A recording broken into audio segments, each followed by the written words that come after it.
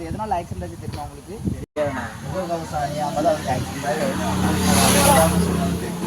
அதாவது வந்து ஹெல்மெட் வந்து உங்களுடைய உயிர் கவசம் மட்டும் கிடையாது, உங்களோட அதாவது என்ன சொல்றதுன்னா உங்களோட குடும்பத்தையும் பாதுகாக்கிற கவசம் இது வந்து கொண்டிருக்கிறது. அதாவது என்னன்னா உங்க இளைஞர்கள் நீங்க இப்படி டக்கு நீங்க போறதுனால ஹெல்மெட் அணியாதனால விபத்துக்கள் ஒரு நாளைக்கு 1000 உயிர் இருக்கிறாங்க. அதனால ரொம்ப பாதிக்கிறது மக்கள். பெற்றவங்களோட கஷ்டம். அதாவது அவங்க ஒத்தைக்கு ஒரு பையன், அந்த பையனுக்கு ஆக்சிடென்ட் ஆகிட்டு அவங்க குடும்பத்தை யார் பார்ப்பா? நீ நண்பன் 4 நாள் போவப்பா, அதுக்கப்புறம் உங்க குடும்பத்தை யார் பார்ப்பா? அதே நிலமை உனக்கு வந்துடக்கூடாதுன்னு சொல்லிட்டு உனக்கு பெற்றோர்கள்லாம் உன்னை கஷ்டப்பட்டு வளர்க்குறாங்க.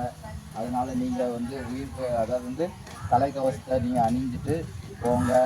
காவல்துறைக்கு ஒத்துழைப்பு கொடுங்க. தமிழ்நாடு அரசு இதுக்கு டெய்லி உங்களுக்கு வந்து காவல்துறையால் அறிவிக்கிறாங்க. அதெல்லாம் நீங்கள் மேற்கொண்டு இந்த உயிர் கவசத்தை அந்த தலைக்கவசம் உயிர் கவசமாக நினைக்காம உங்களோட குடும்ப கவசம் நீங்கள் ஹெல்மெட் அணிஞ்சிட்டு நீங்கள் எங்கேனாலும் போகலாம். ஏன்னா விபத்துகள் நடக்கக்கூடாது. போயிட்டு